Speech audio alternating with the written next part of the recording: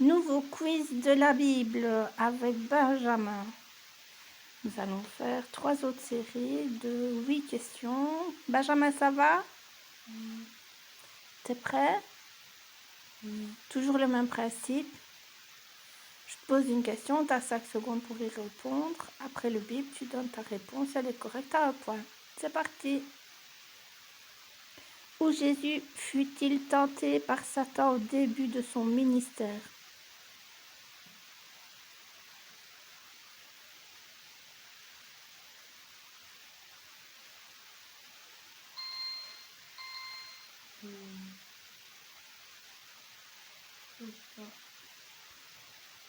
Il fut tenté dans le désert. Matthieu 4, verset 1.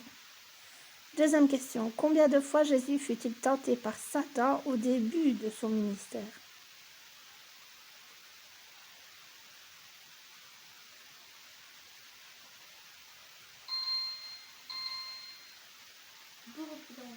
Oui, combien de fois Jésus fut-il tenté par Satan au début de son ministère?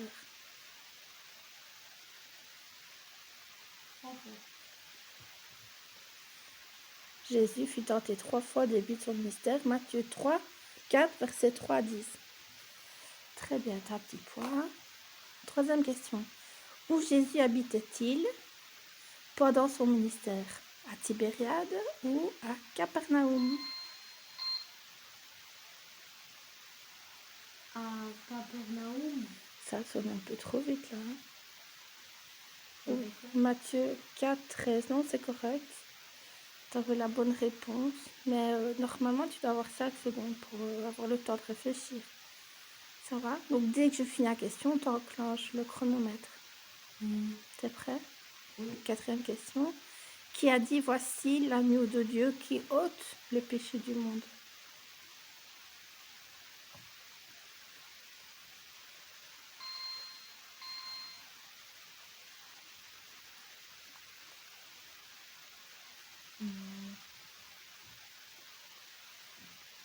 Jean-Baptiste ou Pierre?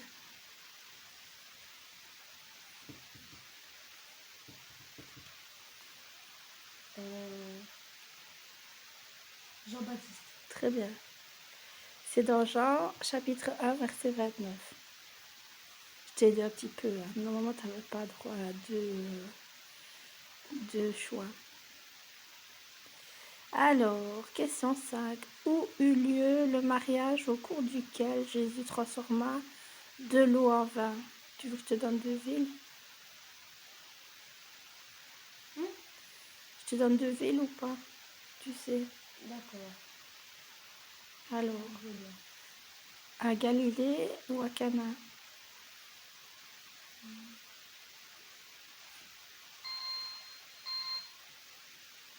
Galilée.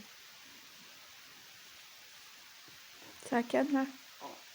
Dans Jean, chapitre 2, verset 1 à 11. Alors, qui va voir Jésus de nuit? Nathanaël ou Nicodème?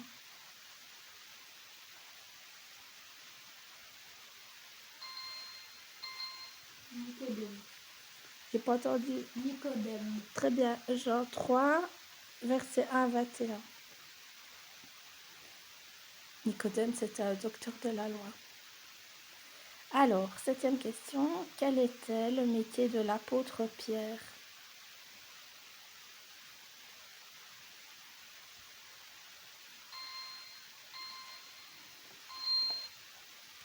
Pêcheur d'homme. Il était pêcheur. À la base, il était pêcheur. Hein. Il pêchait les poissons. Mais après, c'est vrai que Jésus l'a appelé à devenir pêcheur d'hommes. Alors, son métier, on va le trouver dans Matthieu, chapitre 4, verset 18. Dernière question du feuillet. T'es prêt? Oui.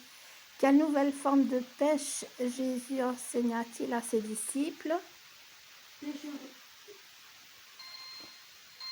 Pêcheur d'homme. T'as voulu répondre trop vite.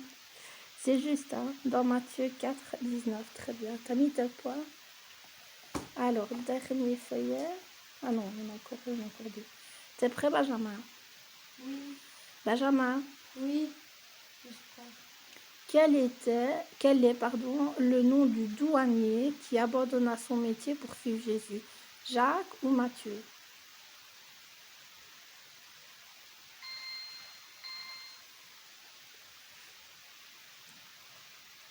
Matthieu. Très bien. On l'appelait aussi Lévi. C'est dans Matthieu chapitre 9, verset 9. Question suivante. Combien d'années le paralytique de la piscine de Bethesda a-t-il attendu la guérison? 12, 24 ou 38? Combien d'années? 12, 24 ou 38?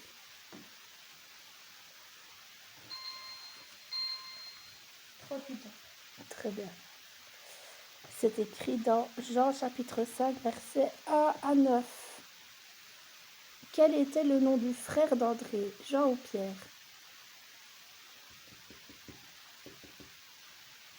Pierre. Très bien, c'est dans Matthieu 10, verset 2. Question suivante. Combien y avait-il de disciples?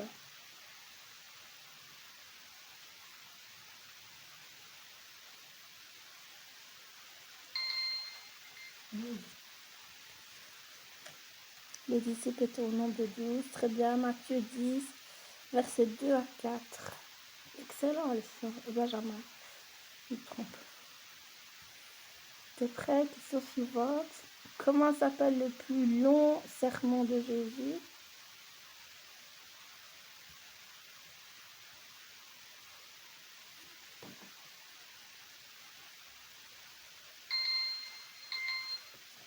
Montagne. Le sermon sur la montagne, c'est très bien. Il y a 3 chapitres qui en parlent dans Matthieu 5, 6 et 7. Très très bien. Alors, question suivante. Par quoi débute le sermon sur la montagne? Il parlait de quoi? Des 10 commandements, des béatitudes? Béatitude. Ouais. Oui. Donc Matthieu 5, versets 3 à 12. Très bien, Benjamin. Question suivante. Quelle prière faisait partie du sermon sur la montagne et est souvent recitée dans les églises?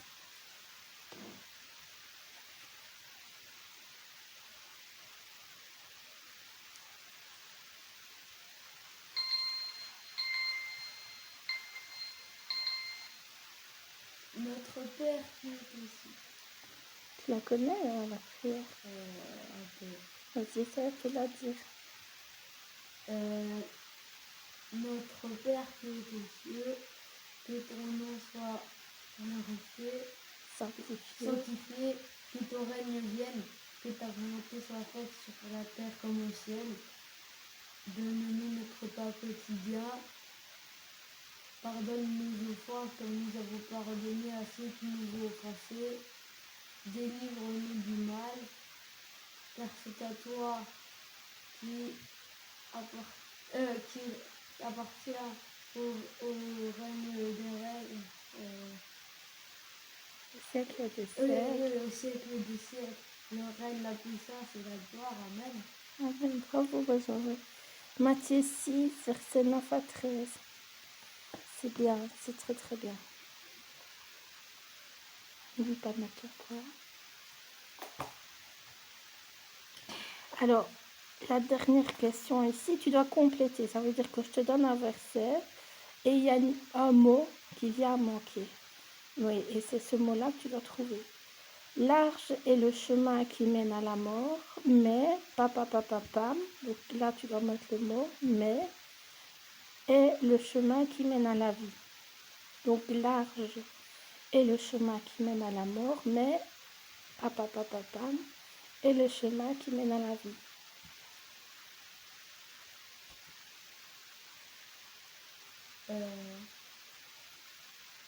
Donc je répète, large est le chemin qui mène à la mort, mais pam est le chemin qui mène à la vie.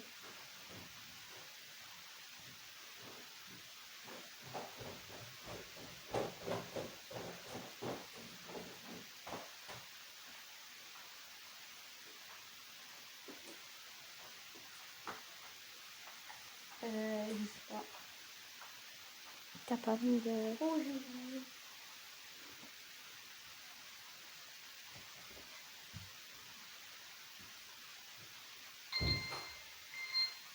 sais pas.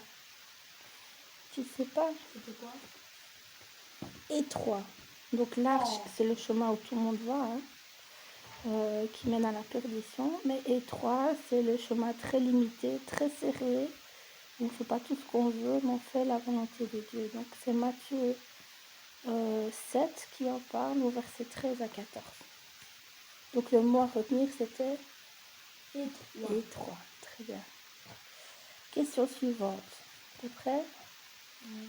Dans la parabole des 2 maisons, sur quel sol le fou a-t-il construit sa maison?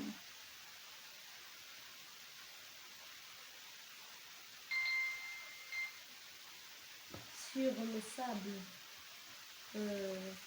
Oui, c'est juste. D'ailleurs, sur le sable, ce qui entraîna son effondrement une fois, la tempête venue. Et on trouve ça dans Matthieu 7, 24 à 27.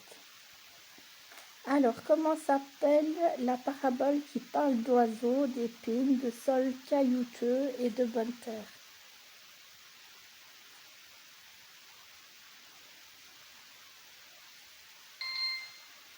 Le semeur. La parabole du semeur, très bien. Matthieu 13, verset 3 à 9. Excellent. À quelle semence Jésus compare-t-il le royaume de Dieu? Les grains de blé ou les graines de moutarde?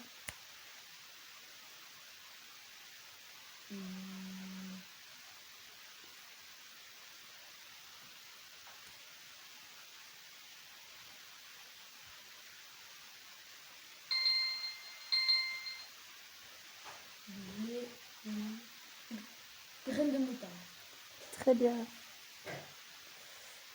Donc, c'est des graines de moutarde de sénévé dans Marc 4, verset 30 à 32. Alors, question suivante. Quelle phrase Jésus utilisa-t-il pour calmer la tempête sur le lac de Galilée?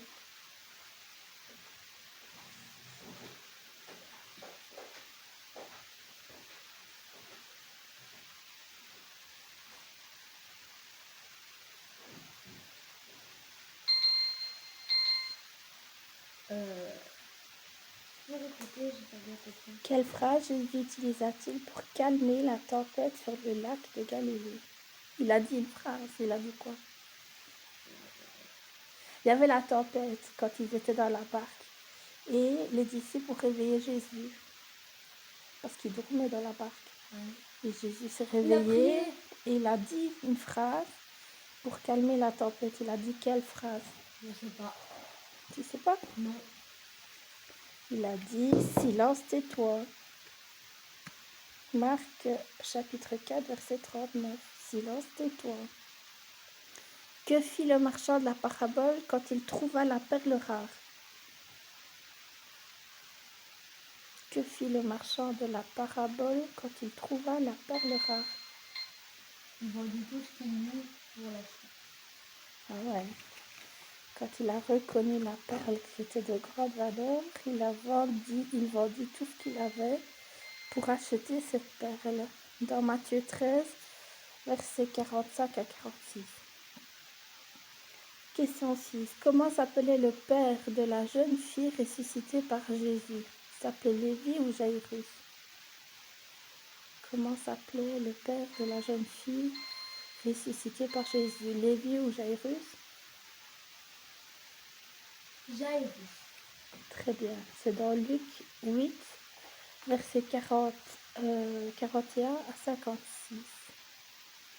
Question 7. Quel était le métier de Joseph, l'époux de Marie? Charpentier.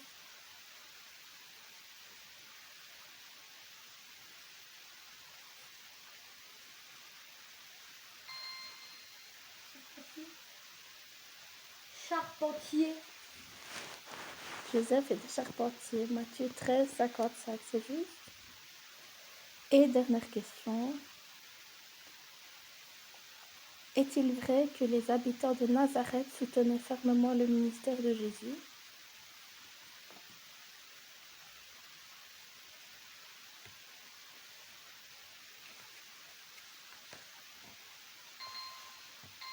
C'est faux. Non, les habitants de Nazareth ne croyaient pas en lui et le méprisaient. Matthieu 13, 53, 58. Voilà, calcule tes poids.